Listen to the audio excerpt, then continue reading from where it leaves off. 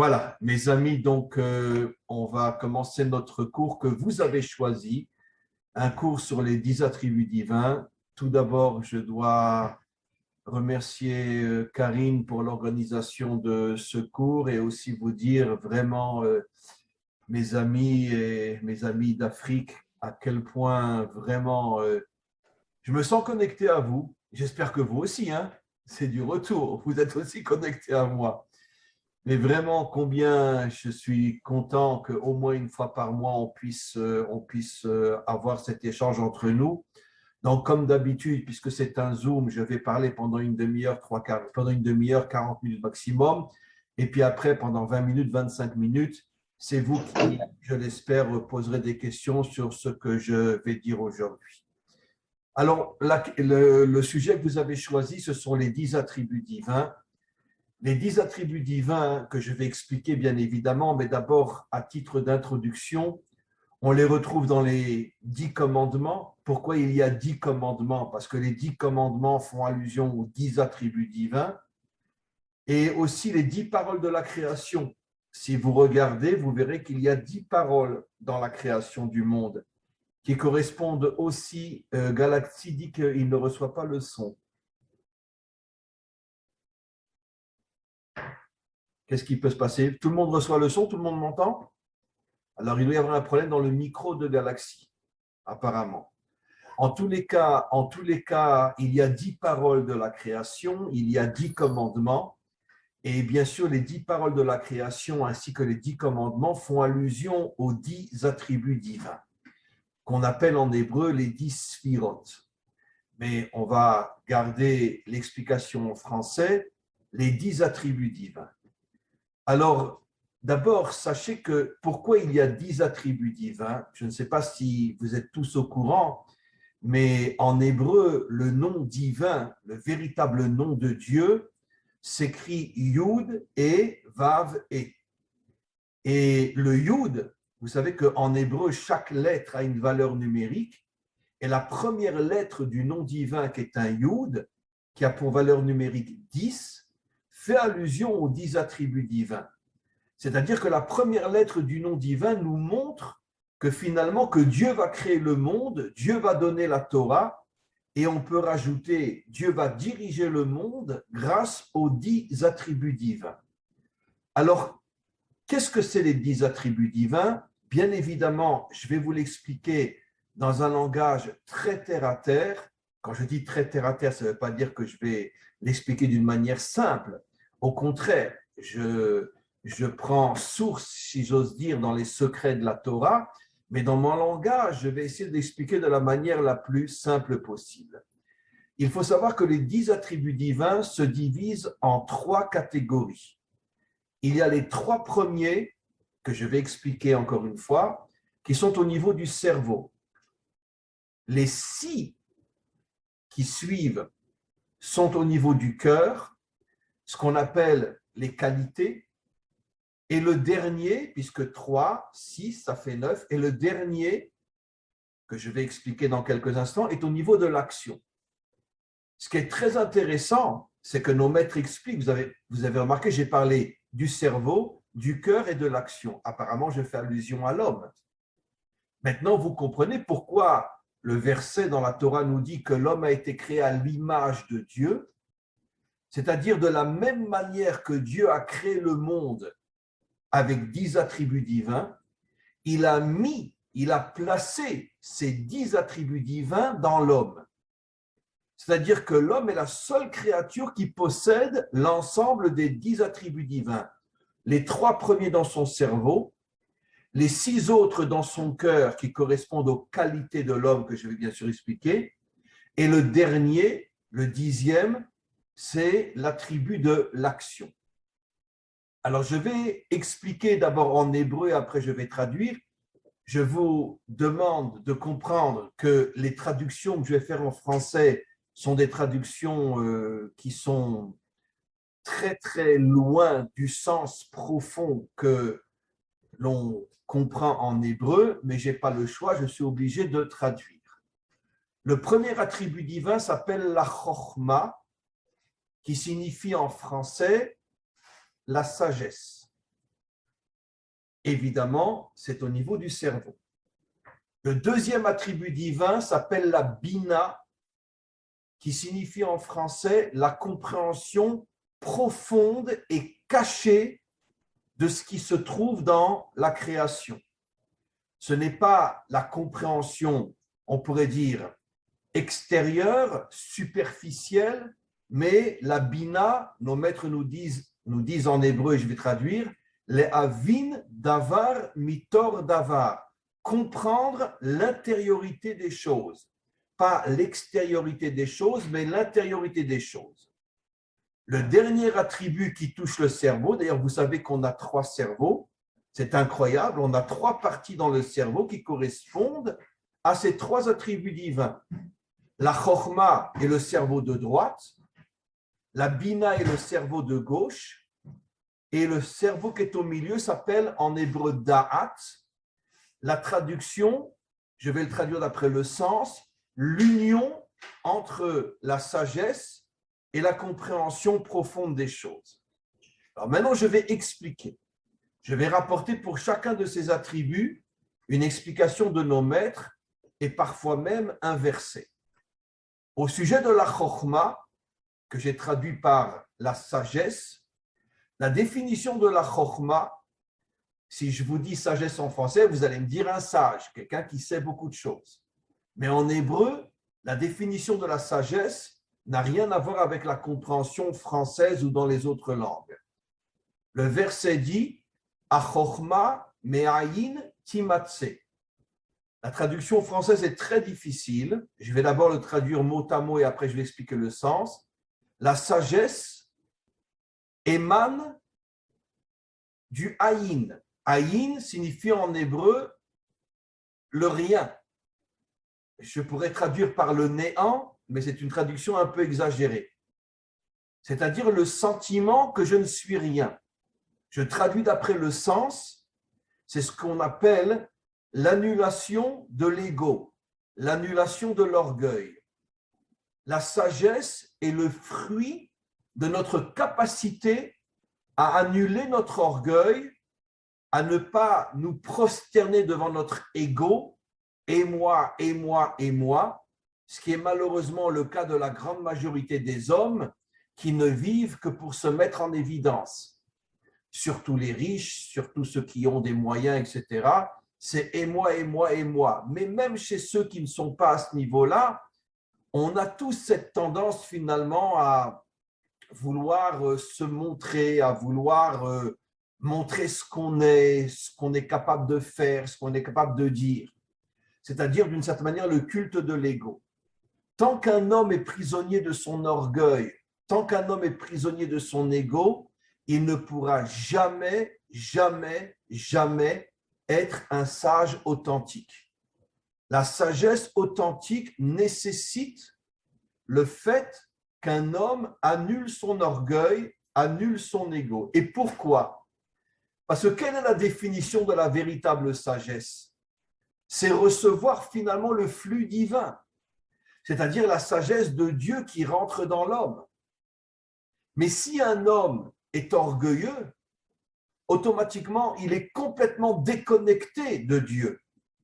Comme nos maîtres nous l'expliquent, que Dieu se déconnecte totalement de ceux qui sont orgueilleux.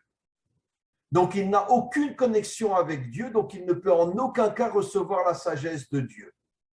Mais à partir du moment où un homme annule son égoïsme, annule son orgueil, annule son ego, à ce moment-là, il se connecte à la sagesse de Dieu et il commence à ce moment-là à se remplir d'une lumière qui va faire de lui un homme gigantesque sur le plan de la compréhension de l'existence et aussi sur la mission qui lui incombe de réaliser dans ce monde.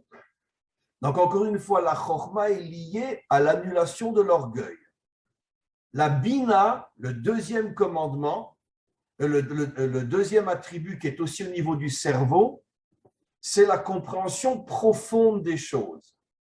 Pourquoi je dis la compréhension profonde des choses? Parce que comme vous le savez, on vit dans un monde où finalement on ne croit que ce qu'on voit, comme le dit la phrase en français, je ne crois que ce que je vois.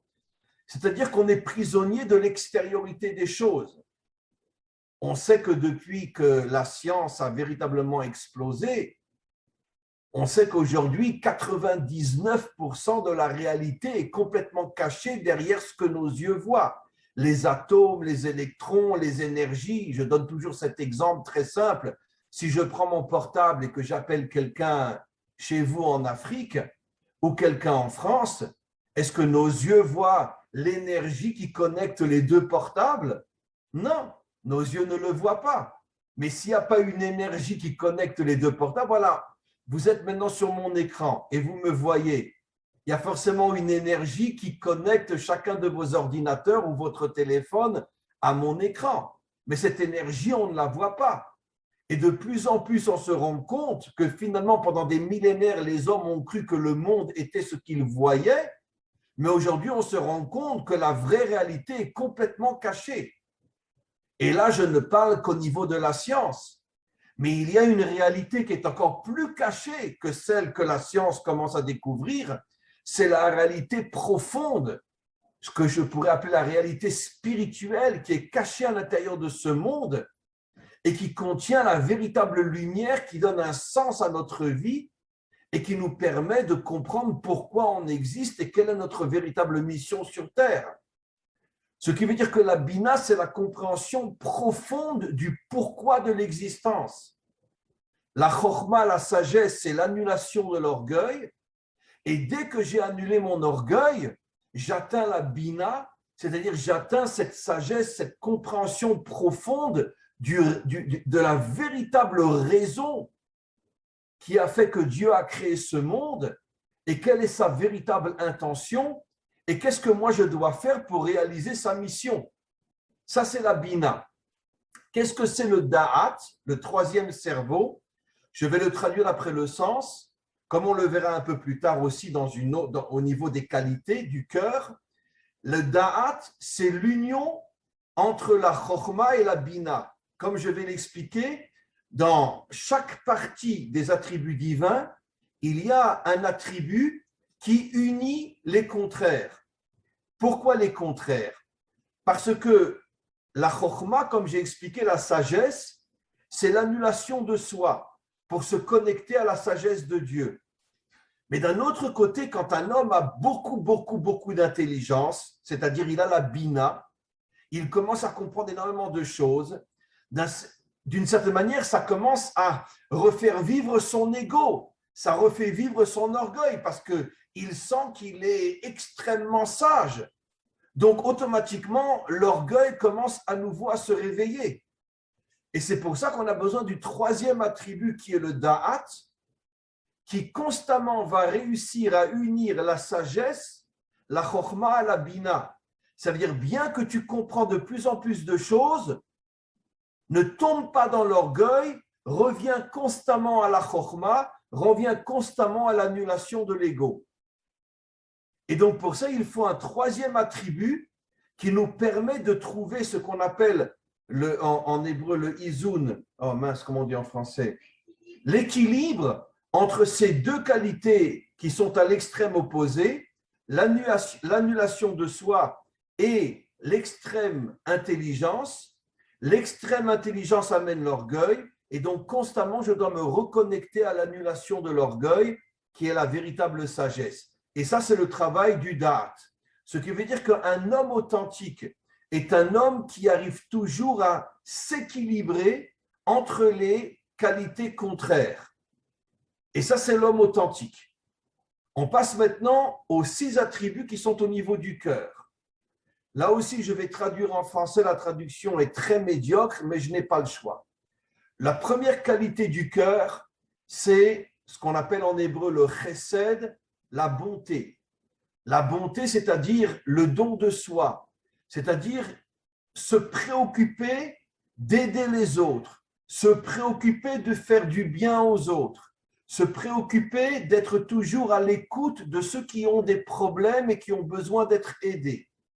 Ça, c'est la qualité, la première qualité qui correspond à la bonté. La deuxième qualité est à l'extrême opposé. C'est ce qu'on appelle le din en hébreu, la rigueur. La rigueur, c'est à l'extrême opposé de la bonté. La rigueur, c'est-à-dire qu'il y a des moments où l'homme ne peut pas se permettre d'être bon. Il a besoin parfois même d'être parfois violent. Si quelqu'un vient avec un revolver et qu'il essaye de me tirer dessus, je ne vais pas lui dire, je ne vais pas lui tendre ma joue. Je ne vais pas lui dire, bon, ben fais ce que tu veux. Si j'ai un couteau sous la main ou un revolver sous la main, je tire le premier. C'est ce que nos maîtres nous disent, Abal orgecha, ashken ve orgo. Celui qui vient pour te tuer, devance-le et tue-le. Il y a des moments où on doit être rigoureux. Il y a des moments où on est obligé de vivre selon l'attribut de la rigueur. Parce que tu ne peux pas constamment être bon. D'accord ? Excusez-moi de prendre cet exemple aussi. Si tu rentres chez toi et tu vois quelqu'un, un homme, dans la chambre de ta femme, tu ne vas pas lui dire Monsieur, qu'est-ce que vous faites là? Vous voulez prendre un café avec moi? Non. Si tu es musclé et que tu es fort, tu le prends, tu le tabasses et tu le jettes par la fenêtre. Voilà ce que tu fais. Donc ça, c'est de la rigueur. Il y a des moments où l'homme est obligé d'agir avec rigueur. Donc ce sont deux attributs qui sont à l'extrême opposé, la bonté et la rigueur, mais on a besoin des deux. Le troisième attribut s'appelle Tiferet, comme Da'at, l'équilibre entre les deux. C'est quoi le troisième attribut? C'est savoir quand je dois être bon, de quelle manière être bon, avec qui être bon, et en même temps savoir avec qui je dois être rigoureux, de quelle manière je dois être rigoureux, et à quel moment je dois être rigoureux. Et le troisième attribut qu'on appelle Tiferet, c'est l'équilibre entre les deux. Donnons un exemple simple dans un domaine un peu plus terre à terre. Je donne souvent cet exemple-là. Quelqu'un, il a un enfant de 11 ans ou de 12 ans. On sait qu'aujourd'hui, la nouvelle génération, 11 ans, 12 ans, c'est déjà, c'est plus les bébés d'il y a 100 ans. D'accord? Et imaginez-vous, votre fils vous dit, il a 11 ans, 12 ans, il dit, papa, est-ce que tu me permets d'amener ma copine chez moi et puis tu me laisses tranquille pendant 1 heure dans ma chambre? Qu'est-ce qu'on va répondre? On va dire, oui, mon fils, il n'y a pas de problème. Alors, s'il a 18 ans, c'est déjà plus compliqué. Mais s'il a 11 ans, non, on va agir avec rigueur. Mais en vérité, c'est une rigueur qui est en vérité une rigueur d'amour. C'est parce que je veux l'aider. Et donc, c'est pour ça que je vais lui dire non. Donc, lui va prendre ça comme une punition. Mais en vérité, derrière cette rigueur se cache de l'amour. Parce que je ne veux pas que mon fils tombe, surtout à cet âge-là. Donc, de même, si à 12 ans, il vient et il me dit, papa, donne-moi, s'il te plaît, 50 euros. Qu'est-ce que tu as fait avec 50 euros? Papa, écoute, je voudrais m'acheter du cannabis, j'ai envie d'aller fumer avec mes copains. Tu vas lui donner 50 euros pour acheter du cannabis à 12 ans. Donc, tu vas agir avec rigueur, mais parce que tu l'aimes en vérité. Donc, les deux attributs sont ensemble. C'est ça ce qui est le troisième attribut, d'unir en vérité à la fois la rigueur et la bonté. C'est que l'enfant, lui, va prendre ça comme une punition. « Ah, tu ne me laisses pas fumer du cannabis. » Mais en vérité, pourquoi je ne te laisse pas fumer du cannabis? Parce que je tiens à toi, mon fils. Et je t'aime et je ne veux pas que tu tombes. Et c'est pour ça qu'à 12 ans, c'est hors de question que je te donne 50 euros pour acheter du cannabis. Après, on a encore, puisqu'on a 6 attributs là, 2 autres attributs. Un qui s'appelle Netzar et l'autre qui s'appelle Od. Netzar veut dire la victoire en hébreu. La victoire, c'est quoi? C'est une qualité très importante. Un homme doit être un gagnant. Un homme ne doit jamais baisser la tête. Un homme ne doit jamais rebrousser chemin. Comme disent nos maîtres, quelle est la véritable définition d'un roi? Pas un roi dans le sens assis sur son trône avec une couronne sur la tête. Un roi dans le sens de, on pourrait dire, de l'étincelle de royauté qu'il y a dans chaque homme. C'est celui qui défonce tous les obstacles et ne rebrousse jamais chemin. Ça, c'est la véritable définition d'un roi. Bon, je sais, quand je dis roi en français, on pense à Louis XVI, mais ce n'est pas ça ce que je veux dire. Je parle d'un roi, c'est cette qualité qui est en nous, qui fait de nous un fonceur et un défonceur. Ça, c'est une qualité très importante. Ne jamais baisser la tête devant une épreuve, ne jamais baisser la tête devant une difficulté, ne jamais baisser la tête devant une souffrance. Je sais que ce monde n'est pas facile, je sais que ce monde est un monde d'épreuves, mais je fonce et je défonce.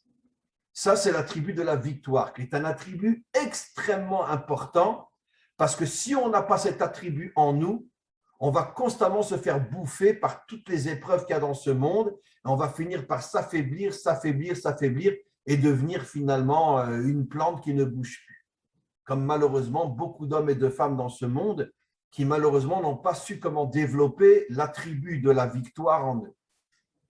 Après, il y a un autre attribut qu'on appelle Od, qui est l'attribut de la reconnaissance vis-à-vis de Dieu, la reconnaissance vis-à-vis de tous ceux qui nous font du bien dans ce monde. Être reconnaissant, c'est un attribut extrêmement important. D'ailleurs, nos maîtres nous disent que dans quel domaine l'attribut de la reconnaissance doit être le plus actif? Dans le domaine du couple. Que chacun doit comprendre quel est le bien que l'autre lui fait. Je parle d'un couple construit, d'un couple qui investit le meilleur de lui-même pour se construire. Mais l'homme doit ressentir combien il doit à sa femme. La femme doit ressentir combien elle doit à son mari. De même, la relation entre les parents et les enfants, tout le bien que les parents font aux enfants. Les parents doivent le ressentir, les enfants doivent le ressentir et reconnaître et dire merci aux parents. Mais aussi à l'inverse, quand les enfants grandissent et réussissent dans la vie, à ce niveau-là, c'est aussi que les parents doivent, on pourrait dire, féliciter les enfants et dire on est fiers de vous, vous avez réussi, vous êtes pris en main, vous êtes devenus vraiment des gens bien. Donc la reconnaissance est un attribut extrêmement important. Et la racine de la reconnaissance est vis-à-vis de Dieu, qui nous donne la vie, qui nous donne d'une certaine manière la possibilité de vivre en bonne santé, de réussir dans notre travail, dans notre couple, dans notre famille, etc., etc. Le sixième attribut, c'est l'attribut qui correspond au Yesod. Yesod en hébreu, en français, veut dire fondation. Mais c'est quoi une fondation? Quand vous construisez une maison, vous ne pouvez pas construire une maison avant d'abord d'avoir construit les fondations. Les fondations sont cachées, mais c'est elles qui tiennent la maison. Qu'est-ce que c'est l'attribut par rapport à nous les hommes? L'attribut, le sixième attribut, ça veut dire que l'on doit se présenter comme quelqu'un qui soutient les autres. C'est très proche du premier attribut dont j'ai parlé qui est le chesed, qui est la bonté, mais là c'est plus dans le sens de soutenir. Donnons un exemple. Si un homme a une femme qui a 5 ou 6 enfants, c'est sûr qu'elle ne peut pas se permettre d'aller travailler. Donc, c'est à l'homme d'être, d'une certaine manière, le soutien de sa famille, mais pas uniquement au niveau de l'argent, le soutien dans tous les domaines. Ça veut dire consacrer du temps à son épouse pour qu'elle puisse sortir de son travail, d'être constamment avec les enfants, et de l'amener au restaurant, de l'amener, je ne sais pas moi, à des endroits, elle va pouvoir se libérer, elle va pouvoir se sentir bien, se retrouver avec son mari. Et donc, ça veut dire que je fais tout pour pouvoir soutenir ceux qui sont dans une situation qui n'est pas facile. Ça aussi, c'est un attribut extrêmement important. Et enfin, le dixième attribut, qui correspond à la malchut, c'est l'attribut que l'on va appeler l'attribut de l'action. Ça veut dire qu'un homme ne doit pas simplement être un penseur, même si c'est un penseur authentique. Un homme ne doit pas se contenter uniquement d'avoir de bonnes qualités, comme celles que j'ai expliquées, mais en vérité, l'essentiel de l'homme, je vais vous le prouver dans quelques instants, c'est l'action, agir. Quand je parle d'action, évidemment, de quelle action je parle? Je parle d'une action qui a pour but d'améliorer le monde. Quand je parle d'améliorer le monde, évidemment, chacun à son niveau. Des hommes comme nous qui n'avons pas la possibilité vraiment de changer le monde, alors qu'est-ce que je peux faire pour améliorer le monde? Eh bien, me préoccuper des autres, aider les autres. Si je vois quelqu'un qui n'est pas bien, essayer de l'amener à se corriger, à s'améliorer, à se parfaire. Chacun d'entre nous a l'obligation d'investir un moment de sa vie, un moment dans la semaine, même un moment dans la journée, à essayer d'être disponible pour aider ceux qui sont tombés, ceux qui sont loin, ceux qui ne sont pas bien, les aider. Donnons 2 ou 3 exemples de ce que peut être une action. Je vis dans un immeuble où tous les jours j'entends l'homme et la femme qui se crient dessus, va te faire voir, t'es une idiote, t'es un idiot, t'es ci, t'es ça. Peut-être essayer de les aider, peut-être essayer de leur donner des conseils, comment réparer leur couple. Pareil pour une relation terrible entre parents et enfants. Pareil pour quelqu'un qui n'a pas de quoi manger. C'est pas seulement lui donner de l'argent, mais c'est l'aider à sortir de cette pauvreté en lui donnant des conseils, en lui expliquant qu'est-ce qu'il devrait faire pour essayer de se reprendre en main. Ça veut dire que l'une des missions essentielles de l'homme, c'est l'action dans le but d'aider ceux qui ne sont pas bien à se relever, à se reprendre en main et à devenir des hommes authentiques. Ça, c'est, comme je vais l'expliquer dans quelques instants, peut-être de toutes les qualités que j'ai citées, la mission la plus importante. D'où on le sait? Eh bien, vous remarquerez, même si vous le lisez en français, que pendant toute la création du monde, à chaque fois, Dieu a parlé. En hébreu, Vayomer Elohim, Dieu dit que la lumière soit, Dieu dit, etc., etc. La seule fois où il n'est pas dit Dieu a dit, c'est au sujet de la création de l'homme. Il n'est pas dit Dieu dit que l'homme soit, mais il est directement dit faisons l'homme. Naasé, faisons. Et tous les commentaires posent une question, pourquoi toute la création est créée avec la parole et pourquoi l'homme est créé avec une phrase qui fait allusion à l'action?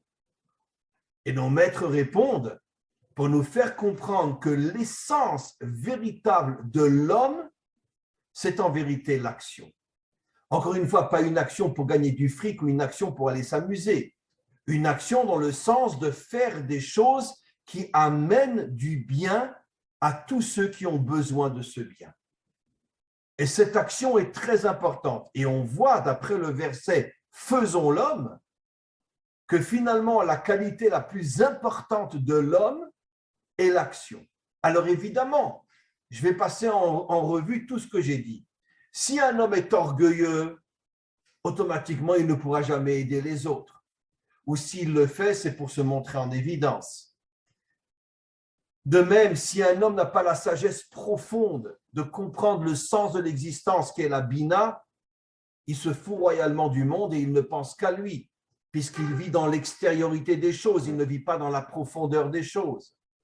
De même, si un homme n'a pas de bonté, si un homme n'a pas non plus de rigueur, si un homme n'a pas ce que j'ai appelé la qualité de la victoire, de se battre contre tous les obstacles de ce monde, si un homme n'a pas la reconnaissance, etc., etc., bon, je n'ai pas cité tous les attributs, mais il n'arrivera jamais à l'action authentique.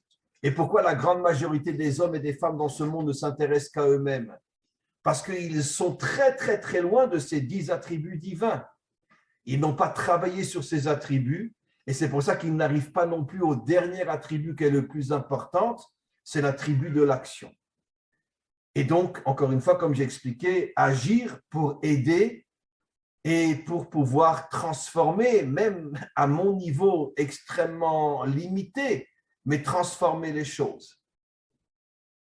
Donc ça, c'est les 10 attributs divins. Je voudrais malgré tout encore, il me reste encore 5 bonnes minutes pour expliquer quelque chose de très important.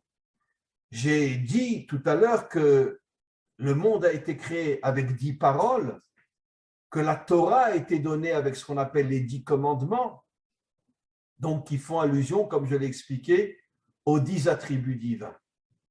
Qu'est-ce que cela signifie que le monde a été créé avec les 10 attributs divins?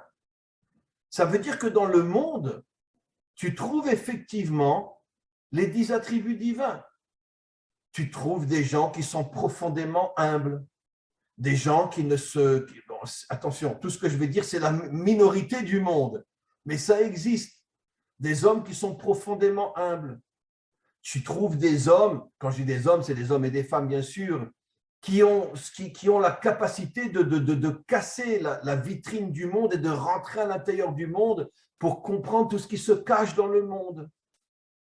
Tu as des hommes qui sont très beaux.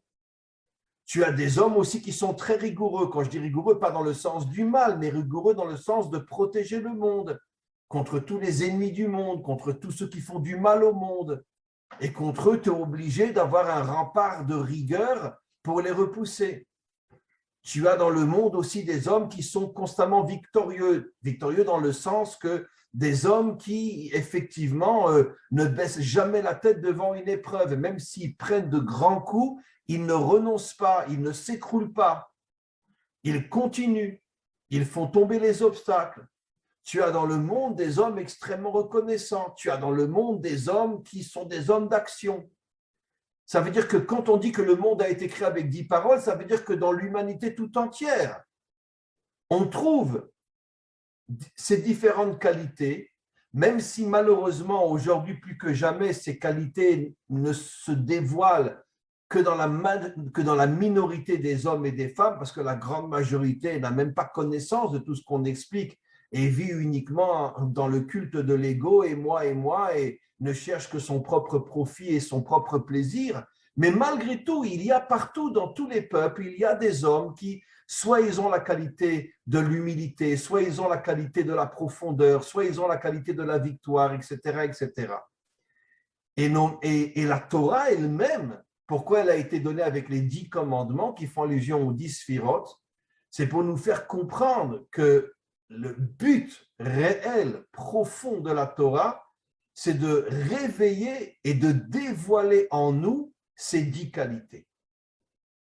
C'est la raison pour laquelle la Torah nous a été donnée, de manière à ce qu'un homme ait les 3 qualités du cerveau, les 6 qualités du cœur et la dernière qualité qui est la plus importante, la qualité de l'action. Alors, je voudrais juste rajouter par rapport à la création du monde, j'ai dit qu'on trouve des hommes qui ont telle qualité ou telle qualité. C'est très difficile de trouver dans le monde un homme qui a les 10 qualités. J'avouerai très sincèrement que c'est pratiquement impossible parce qu'on vit dans un monde qui a toujours été tellement tordu que c'est déjà extraordinaire si on trouve un homme qui a 1 ou 2 ou 3 qualités des 10 attributs divins. Mais en vérité, ce que nos maîtres expliquent, qu'est-ce que va faire le Mashiach, en français le Messie? Qu'est-ce qu'il va faire? Il va justement essayer de redévoiler à l'intérieur de l'humanité ces 10 forces, ces 10 attributs qui sont complètement cachés. Et c'est comme ça qu'il arrivera à recréer l'unité, la fraternité et l'amour à l'intérieur du monde, entre les peuples, entre Israël et les nations, parce que finalement, l'unité de l'humanité tout entière dépend de notre capacité à dévoiler ces 10 qualités. Pourquoi? Parce qu'en vérité, chaque peuple, d'après notre tradition, on dit qu'il y a 70 peuples, bon c'est un sujet en soi, ça n'a rien à voir avec les peuples tels qu'ils sont décrits à l'ONU, mais d'après notre tradition, il y a 70 peuples fondamentaux. En vérité, comme je l'explique souvent dans mes cours, l'humanité, elle ressemble à un puzzle. C'est quoi un puzzle? Tant que tu n'as pas réuni tous les morceaux, tu ne vois pas la grande image. Mais chaque morceau est différent. Mais chaque morceau se colle dans un autre et à ce moment-là apparaît la grande image. De la même manière, chaque peuple, aucun des peuples ne peut avoir les 10 qualités. C'est impossible. Mais chaque peuple, il y en a qui ont 1 qualité, 2 qualités, 3 qualités, comme des morceaux de puzzle. Et le Mashiach, qu'est-ce qu'il va faire? Il va reconnecter l'humanité tout entière. Et à ce moment-là, les 10 qualités vont, on pourrait dire, se réunir et après vont d'une certaine manière, comme le soleil qui éclaire le monde, ces 10 qualités vont rayonner sur l'humanité tout entière. Bien que chaque peuple sera beaucoup plus proche de telle ou telle qualité, mais le fait qu'on va reconstituer le puzzle et qu'on va rassembler tous les morceaux, à ce moment-là va apparaître la lumière des 10 attributs qui va se répandre comme la lumière du soleil sur l'humanité tout entière. Et c'est comme ça, comme le puzzle qui est finalement le principe de l'unité pour qu'apparaisse la grande image, à ce moment-là apparaîtra la lumière des 10 attributs divins qui se répandra sur l'humanité tout entière et qui permettra à l'humanité tout entière d'être unie dans le respect, dans la fraternité, dans l'amour. Et à ce moment-là, commencera une histoire complètement nouvelle qui est à l'extrême opposé de tout ce que nous avons vécu jusqu'à aujourd'hui. Les guerres, l'orgueil, la jalousie, l'égoïsme, etc., etc. Tous ces défauts disparaîtront. Et tous ces défauts, finalement, n'existent que parce que nous n'avons pas encore réussi à dévoiler ces 10 qualités. Alors, chacun d'entre nous doit commencer à le faire, mais d'un autre côté, celui qui terminera et qui réalisera véritablement ce travail sera le Mashiach, qui, comme je l'ai dit, aura cette sagesse de comprendre chaque peuple, quelle est la qualité principale qui lui correspond, ou une ou deux qualités qui lui correspondent, et il arrivera à reconstituer l'humanité, une humanité unie, et quand tous les morceaux du puzzle, je me répète, seront réunis, à ce moment-là, la lumière des 10 attributs se dévoilera et se propagera dans l'humanité tout entière. Et à ce moment-là, tous les défauts, tous les mensonges, l'orgueil, l'égoïsme, le profit et toute la corruption qu'il y a dans ce monde, tout disparaîtra parce que cette lumière arrivera à chasser tout le mal qu'il y a dans le monde. Et c'est ça, finalement, la délivrance finale. Voilà, mes amis. Alors, j'ai parlé à peu près pendant 40 minutes, on a jusqu'à 9 heures, une vingtaine de minutes. Y a-t-il des questions sur ce qu'on a expliqué? Clémence, oui.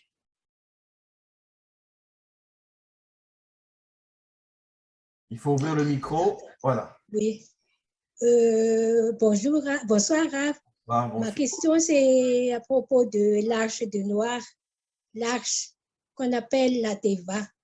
L'arche Noah a construit pendant 120 ans.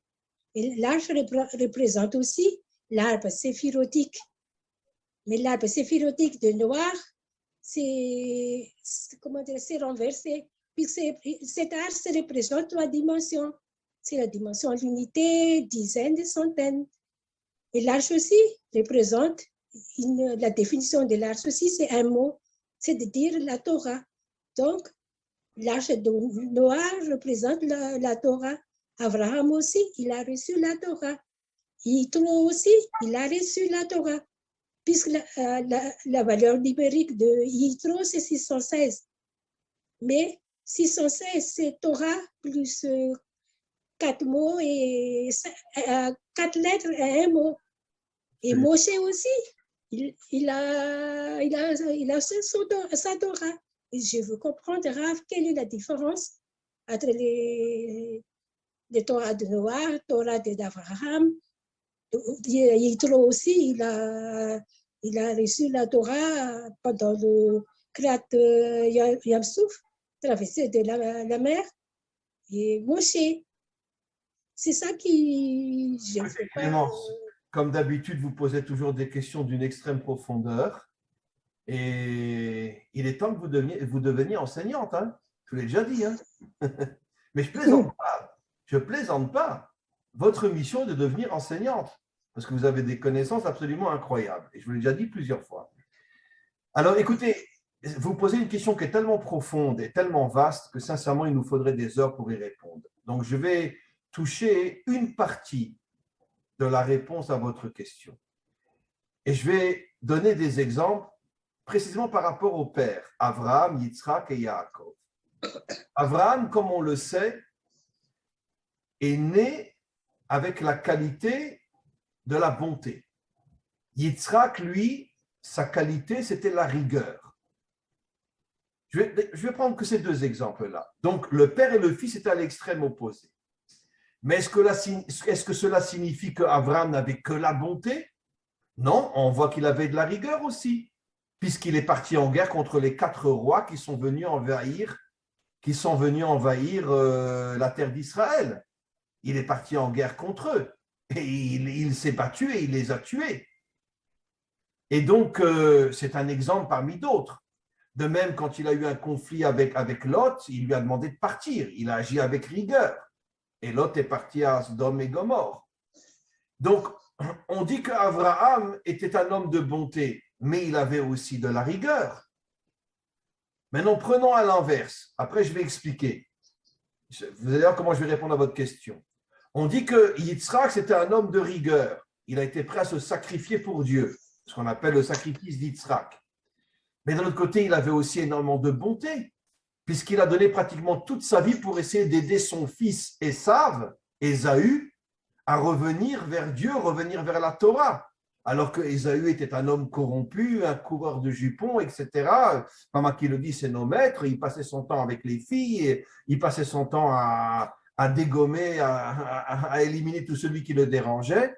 Et pourtant, Yitzhak, son père, a donné pratiquement toute sa vie à essayer de le sauver. Donc, il avait une bonté énorme en lui. Alors, qu'est-ce que ça veut dire, ça? Ça veut dire qu'en vérité, chaque homme et chaque femme sont liés à une qualité particulière de ces 10 commandements, de ces 10 attributs. Mais notre travail est justement de ne pas s'enfermer dans la qualité avec laquelle nous sommes nés, mais essayer d'acquérir des qualités qu'il nous manquent. C'est pour ça que Abraham, qui avait la qualité dans sa nature de la bonté, il a tout fait pour essayer d'acquérir aussi la qualité de la rigueur. Et c'est pour ça qu'il est parti se battre contre 4 rois et a tué des milliers de personnes. Pourtant, c'était un homme extrêmement bon. Et à l'inverse, Yitzhak, qui est né avec l'attribut de la rigueur, il a tout fait dans sa vie pour essayer d'acquérir des qualités qu'il n'avait pas dans sa nature profonde, qui est comme la qualité contraire à sa nature, qui est la qualité de la bonté. Qu'est-ce que nous comprenons de là?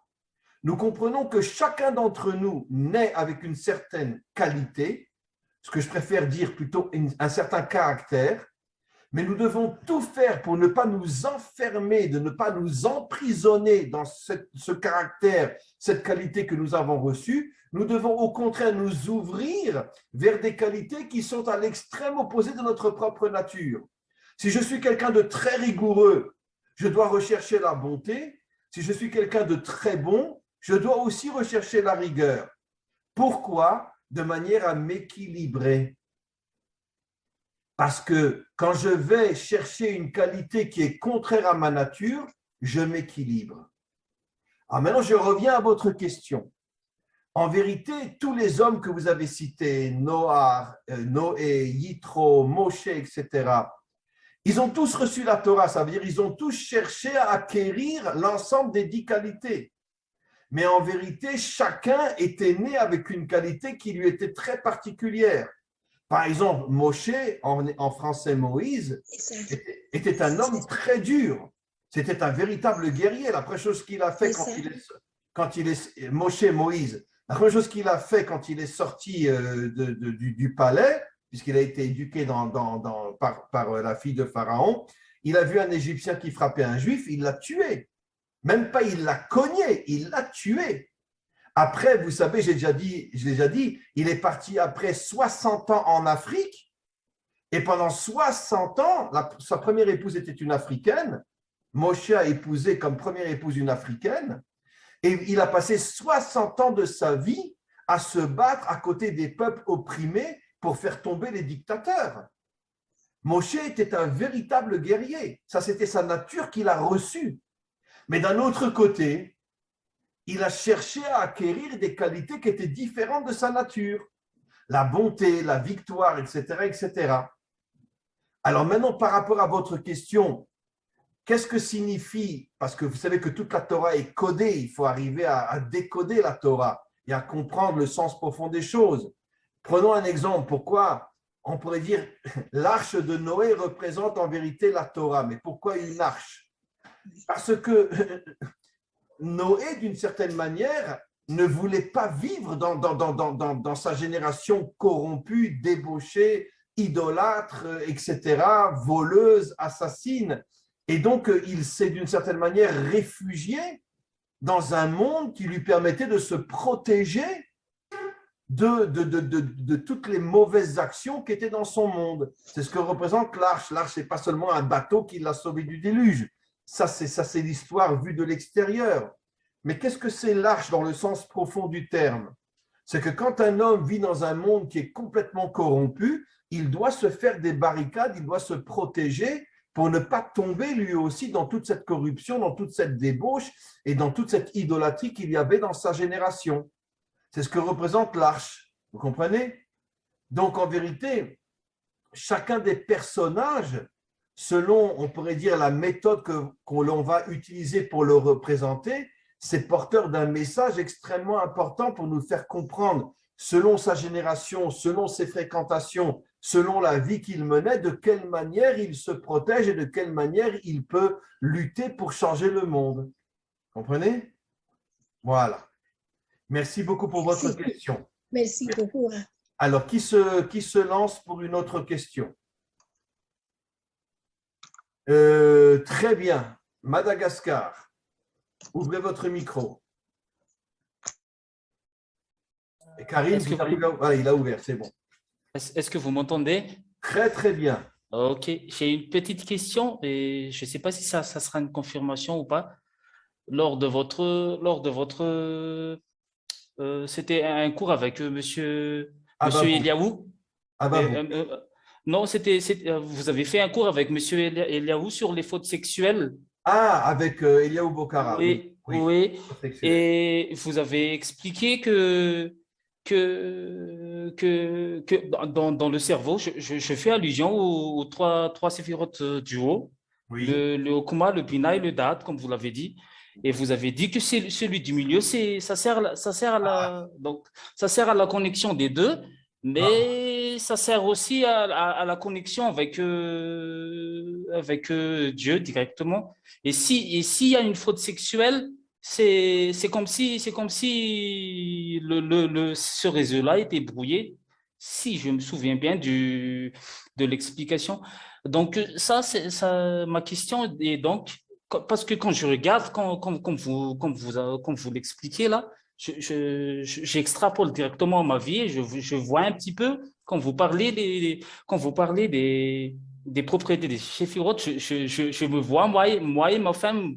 Donc, elle est plutôt, elle a l'intelligence plus que moi. Et il y a toujours cette travail d'unité. Et ma question, c'est ça. Comment on fait pour avoir cette unité, pour que, surtout au niveau du date, au niveau de cette union, au niveau du couple, par rapport au chiffre, est-ce qu'il y a un travail à faire dedans pour que le date, il fait son travail pour unir les deux côtés, les deux contraires, ainsi que le Tiferet aussi, parce que ça unit les deux contraires aussi. Ma question, c'était ça. Et encore une fois, de plus, une magnifique question. C'est... Wow. Vous êtes incroyable, hein, quand même. Hein. C'est vraiment un bonheur de vous avoir et d'avoir des échanges avec vous. Qui aurait cru qu'un jour, on pourrait s'unir comme ça, éparpillés à travers le monde, Madagascar, Jérusalem, j'imagine qu'il y a des gens qui sont de la Côte d'Ivoire, d'autres qui sont non, pas du Congo, comment on appelle ça, bon bref. Mais enfin, c'est absolument incroyable. C'est comment, je dis toujours, avant de commencer à répondre à votre question, là où il y a un bien immense, il y a un mal immense. Donc, Internet, c'est aussi un mal immense, mais c'est aussi l'instrument qui va sauver le monde. Parce que depuis Internet, ça nous permet d'être en contact avec le monde entier et de pouvoir connaître le monde entier. Quand Clémence a posé sa question, quand vous posez votre question, je me dis, mais ce n'est pas possible. Comment quelqu'un de Madagascar peut poser des questions aussi profondes, aussi incroyables? Et vraiment, vous ne pouvez pas savoir la fierté que je ressens à votre égard et le respect que j'ai à votre égard. Vous êtes vraiment des gens extraordinaires. Écoutez, je vais d'abord commencer par répondre par la première remarque que vous avez faite. Effectivement, j'avais expliqué avec mon ami Eliaou que les fautes sexuelles sont les fautes qui détruisent le plus la connexion avec Dieu. Toutes les fautes, aussi le meurtre et le vol et tout. Mais la faute sexuelle, pourquoi? Parce que la faute sexuelle, c'est quoi finalement? C'est l'unique recherche du plaisir immédiat. Ça veut dire finalement, c'est le culte de soi-même. On se sert finalement de la femme comme un simple objet pour se faire plaisir. C'est ça. Je parle de faute sexuelle, je ne parle pas de relation dans un couple. C'est quoi une faute sexuelle? C'est que je prends une femme pour m'amuser. Ça veut dire que je ne m'intéresse qu'à moi. À partir du moment où je ne m'intéresse qu'à moi, vous imaginez bien qu'il n'y a aucune connexion possible avec le Dieu authentique. Puisque pour se connecter au Dieu authentique, comme j'ai expliqué, il faut annuler son ego, il faut annuler son orgueil. Or, la faute sexuelle, c'est l'expression la plus élevée du culte de l'ego, du culte de l'orgueil. Ça veut dire qu'on n'a aucun respect pour la femme. On prend une prostituée ou on prend sa copine, on prend ci, on prend ça, peu importe. Mais en vérité, je ne m'intéresse pas du tout à elle. Je lui demande à elle de s'intéresser à moi. Donc, elle n'est là que pour me faire plaisir. Donc, quand un homme vit uniquement dans le but de se faire plaisir, évidemment qu'il se déconnecte complètement du maître du monde. Voilà. Maintenant, je reviens maintenant à cette notion de comment trouver l'équilibre. Alors, je répondrai comme je réponds très souvent dans de nombreux cours. Vous savez quel est le laboratoire expérimental de la recherche de l'équilibre? Ben, c'est tout simplement le couple. C'est le couple. Comme vous l'avez dit vous-même, votre femme est différente de vous. Et forcément, d'où on sait qu'une femme est différente d'un homme, et très souvent elle est le contraire de l'homme, c'est un verset explicite, mal traduit en français malheureusement, très mal traduit, comme la plupart des traductions dans toutes les langues, mais en hébreu, la femme est appelée Ezer Kenegdo, une aide contre lui. Ezer veut dire une aide, Kenegdo contre lui. Comment elle peut être mon aide si elle est contre moi?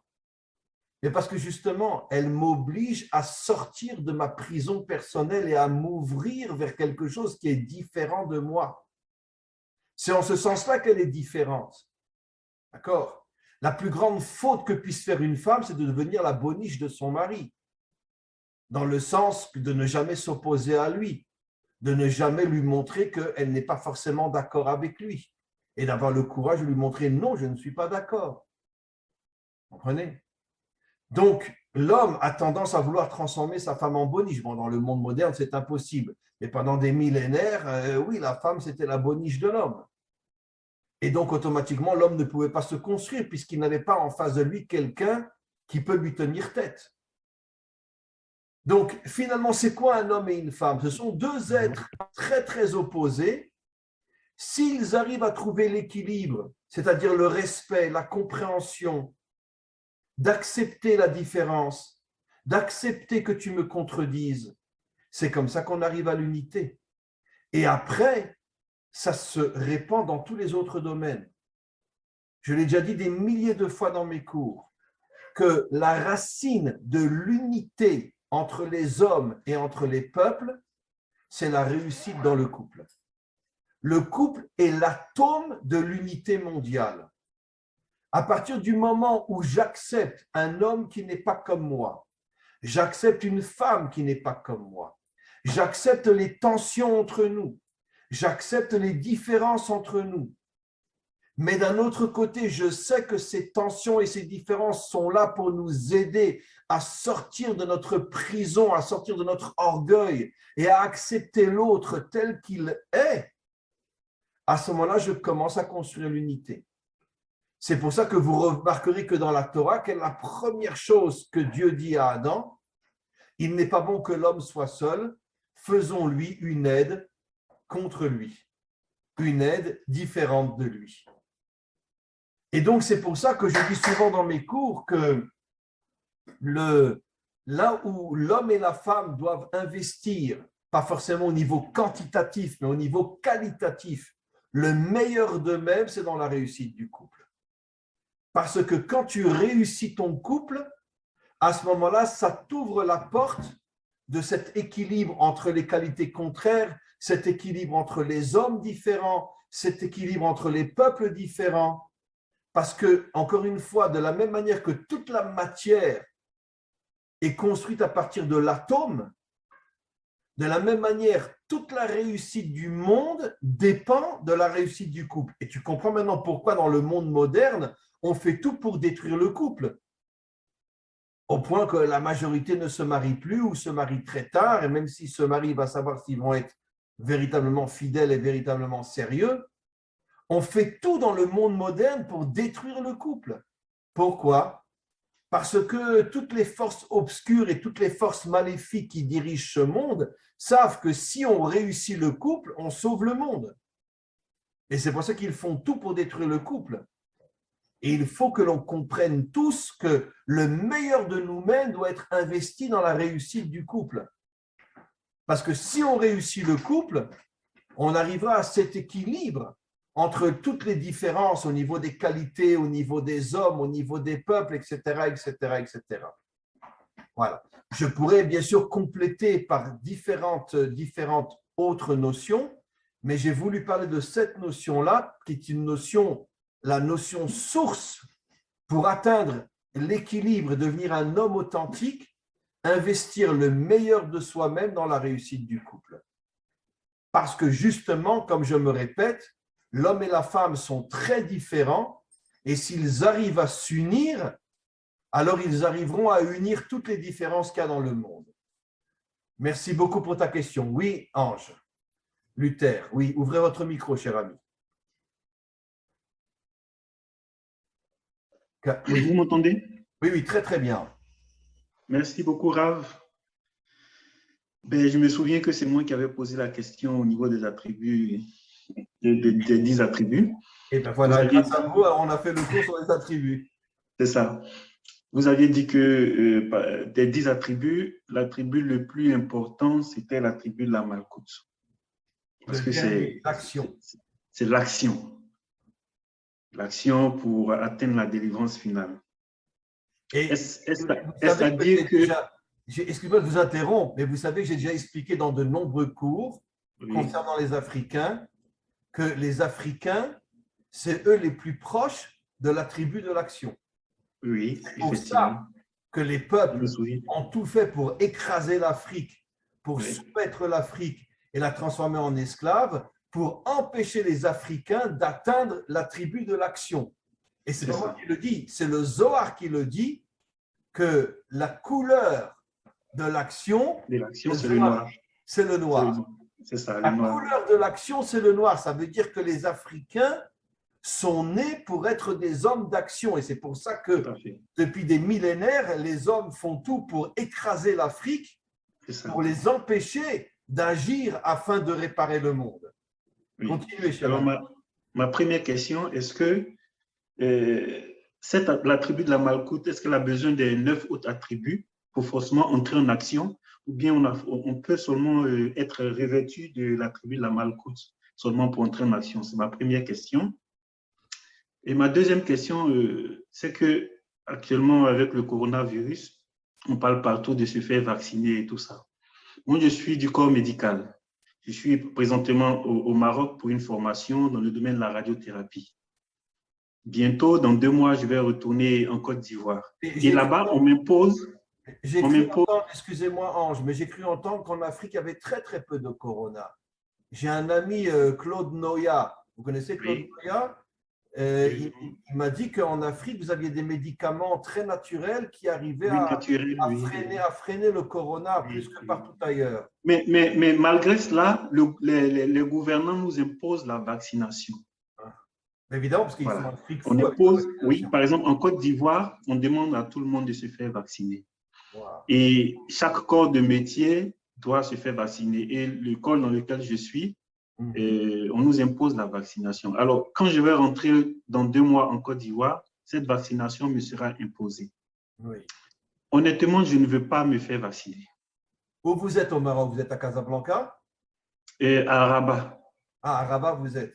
Okay. Oui. Donc, dans 2 mois, je retourne en Côte d'Ivoire.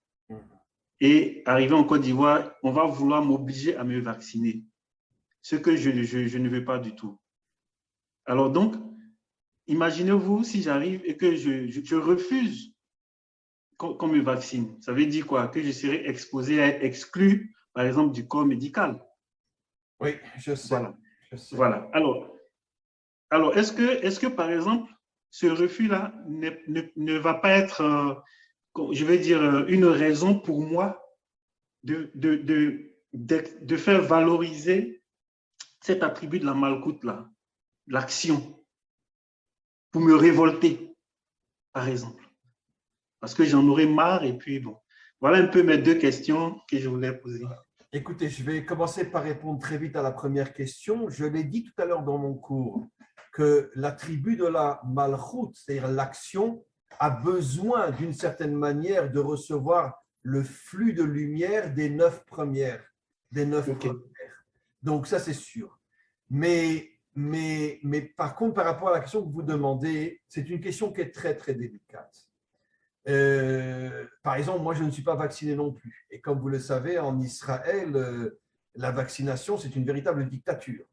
Parce qu'il y a des comment dirais-je, des représailles terribles au niveau de ceux qui ne sont pas vaccinés. On ne peut pas rentrer là, on ne peut pas rentrer ici, on ne peut pas aller là. Et donc, c'est très, très, très compliqué. Très, très compliqué. On est une toute petite minorité en Israël à avoir refusé le vaccin. 90% des Israéliens sont vaccinés. Mais justement, en grande partie pour la raison que vous avez évoquée, parce qu'à cause des décrets, le corps médical, les enseignants et quantité d'autres qui travaillent dans de grandes entreprises où il y a beaucoup de monde, s'ils ne sont pas vaccinés, on les fout dehors. On ne les laisse pas rentrer parce qu'on dit qu'ils mettent les autres en danger. Comprenez? Moi, j'ai l'habitude de répondre de la manière suivante. Je ne me sens pas le droit de dire à quelqu'un ne te vaccine pas, surtout si sa profession est en danger. Donc, des dizaines, voire des centaines de personnes, sachant que je ne m'étais pas vacciné, m'ont écrit, m'ont demandé qu'est-ce que je fais, je me vaccine ou pas. J'ai toujours répondu, écoutez, moi je ne suis pas vacciné, mais je n'ai absolument pas le droit de vous dire de ne pas vous vacciner. C'est votre choix. Je ne peux pas me mêler de votre choix. D'un autre côté, je suis malgré tout d'accord avec ce que vous dites, que l'une des expressions les plus fortes d'une action authentique dans le monde d'aujourd'hui, c'est de ne pas se soumettre à toutes ces lois, ces lois qui nous obligent malgré nous à faire quelque chose qu'on n'a pas envie de faire. C'est une véritable dictature ce qui se passe aujourd'hui dans les pays. D'accord? Alors évidemment, ils sont très, très, très malins. Ils traitent les non-vaccinés d'assassins, d'hommes dangereux, etc., etc. Ils savent comment s'y prendre. En vérité, à 99%, c'est quoi le vaccin? Vous savez que tous les multimilliardaires de ce monde ont tous des actions dans les produits pharmaceutiques. Tous. Et aujourd'hui, ils ont tous investi dans le vaccin contre le corona. Donc, ils utilisent les peuples pour se faire du fric. C'est tout. En Israël, on en est à notre 3e vaccin et ils ont déjà annoncé qu'il y en aura bientôt une nouvelle variante qui va nous obliger à faire un 4e vaccin. D'accord? Mais pourquoi? Mais parce que les riches deviennent des multimilliardaires avec les vaccins. Donc, ils utilisent les peuples uniquement pour faire du fric. Alors, évidemment, mais non, c'est pour vous sauver, c'est pour vous aider, c'est pour… Bon, allez. Et malheureusement, la majorité ne veulent pas écouter. Et heureusement, il y a une minorité dans le monde qui sait très bien que les milliardaires sont en train de nous utiliser comme des cobayes pour se mettre plein de fric dans la poche. Et ça, je n'accepte pas. Je refuse d'être ton instrument pour que toi, tu deviennes encore plus riche que tu l'es déjà. Ça, je refuse entièrement. Alors, arrête de me saouler avec ton discours mensonger. Je veux ton bien, je veux te sauver, je veux te… Sinon, tu veux du fric, du fric, du fric et rien que du fric. C'est tout ce que tu veux. Donc, va te faire voir. Exactement. Alors, encore une fois, je ne me permettrai pas de dire à quelqu'un ne te vaccine pas. Mais d'un autre côté, si quelqu'un vient et me dit, écoutez Rav, j'ai compris que tout ça c'est un complot inimaginable pour que les milliardaires s'enrichissent encore plus que ce qu'ils ne l'étaient déjà, et que je refuse d'être le cobaye du fric des milliardaires, et que j'irai jusqu'au bout, même quitte à perdre mon travail, je ne peux que lui dire, tu es un homme authentique. Tu es un homme authentique et tu as exactement compris ce qu'il fallait faire. Maintenant, ça me fait beaucoup de peine pour vous si vous allez perdre votre profession de médicale. Ça me fait beaucoup, beaucoup de peine. Mais d'un autre côté, qu'est-ce qu'il vaut mieux être? Un homme authentique ou un médecin? Je pense qu'il vaut mieux être un homme authentique qu'un médecin. Voilà. Merci beaucoup, beaucoup, beaucoup pour votre question. Vous êtes vraiment des gens exceptionnels. C'est incroyable. Hein? C'est à chaque fois que je me retrouve avec vous, je me dis, mais ce n'est pas possible. Quand l'Afrique va se réveiller pour devenir le fer de lance de l'humanité tout entière? Vous savez que vous avez le potentiel de devenir le fer de lance de l'humanité tout entière. Je vous le dis avec la plus grande sincérité. La malchoute, c'est la couleur noire. Les Africains représentent la malchoute. Vous êtes écrasés, d'ailleurs, comme nous les Juifs. Hein, ça fait des millénaires qu'on est écrasés. Parce que le monde sait que finalement, les deux sauveurs de l'humanité, c'est Israël et l'Afrique. Pourquoi Moïse, le plus grand de tous les Juifs, est parti pendant 60 ans en Afrique? Pourquoi sa première femme était une Africaine? Parce que Moïse savait qu'il faut une union entre Israël et l'Afrique. Parce que ce sont deux forces qui peuvent sauver le monde. Et c'est pour ça que nous sommes les deux nations les plus écrasées depuis des millénaires. Parce que tous les dictateurs et tous les complotistes et tous les méchants de ce monde savent que si Israël et l'Afrique arrivent à se réveiller et arrivent à se prendre en main, ils vont tous disparaître. Parce que nous allons arriver à réparer le monde. Et donc l'Afrique a une mission inimaginable, inimaginable. Et la grande majorité des Africains ne le savent pas. Mais ça commence grâce à Internet, etc. Et vous devez le transmettre autour de vous. Transmettre ce cours ou d'autres cours ou parler par vous-même. Et vous verrez qu'au moment de la délivrance finale, je vous garantis que ceux qui seront le plus à côté du Mashiach seront les Africains. Je n'ai aucun doute de ce que je dis. Il y aura une union entre Israël et l'Afrique comme jamais il y aura eu dans toute l'histoire. Parce que justement, l'Afrique est dans son potentiel, c'est l'action. L'action, c'est la réparation du monde. Et c'est pour ça que vous êtes écrasés depuis des millénaires, parce qu'on ne veut pas vous laisser sauver le monde. Alors on vous transforme en esclaves. Et c'est pour ça que, qu'est-ce qu'on n'a pas fait en Afrique? Combien de microbes on a fait rentrer en Afrique pour des épidémies et pour des ci et pour des ça? Je ne sais pas si vous n'êtes même pas au courant de tout ce que le monde occidental fait pour détruire l'Afrique. Mais je pense que de plus en plus d'Africains commencent à prendre conscience de ça. Et un jour viendra où il va y avoir une véritable révolte et du côté d'Israël et du côté de l'Afrique pour prendre les choses en main et pour pouvoir réparer le monde. Voilà mes amis, il est un petit peu tard, donc je m'excuse si je voudrais maintenant, bien que c'était vraiment extraordinaire le moment que nous avons passé ensemble. Karine, je vous demande, est-ce qu'il serait possible de faire le cours plus tôt, à 8h au lieu de 9h, ou bien c'est impossible? Pour moi, personnellement, le mercredi, c'est impossible. Non, mais un autre jour, à 8h, ça serait possible? Oui, un autre jour, ça serait possible. Après, il faudrait que je discute avec les participants, voir si… Tous ceux qui sont là, vous pourriez, parce que quelle heure il est chez vous, par exemple? À Madagascar, il est quelle heure maintenant chez vous? Chez vous, en Côte d'Ivoire, il est quelle heure maintenant? Au Gabon, il est actuellement 20h. Ah, donc il n'y a pas une grande différence. Donc, si on fait le cours à 20h heure Israël, ça fera 19h chez vous, ça serait possible? Pour moi, au Gabon, je n'ai pas de problème.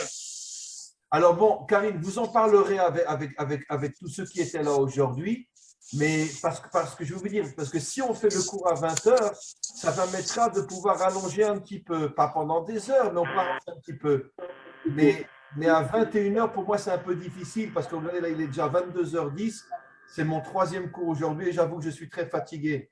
Donc, si on le fait plus tôt, on pourra peut-être le rallonger de 10 minutes, 10 minutes, un quart d'heure. D'accord, Karine? On reste en contact et on verra. OK. Pour un autre jour et le faire à 20h. D'accord? Donc, vous m'envoyez la vidéo au plus tard dimanche matin. D'accord? Voilà. Merci encore une fois. Vraiment, sachez que j'ai un respect immense pour vous et je suis de plus en plus convaincu à chaque fois qu'on a un échange entre nous que l'Afrique va se réveiller et que elle va enfin pouvoir réaliser sa mission qu'on l'a empêché de réaliser pendant des millénaires en l'écrasant et que l'Africain va redevenir un homme authentique qui sera aux côtés d'Israël pour réparer l'humanité tout entière. Voilà mes amis, à très très très très bientôt. Je vois avec Karine pour le prochain cours et le prochain sujet. Merci à vous tous. À vous Merci, tous. Rav. Merci, Rav. Merci. Et on reste beaucoup. plus que jamais en contact. À bientôt. Au Merci. revoir. Bientôt. Merci beaucoup. Au revoir, Rav. Au revoir.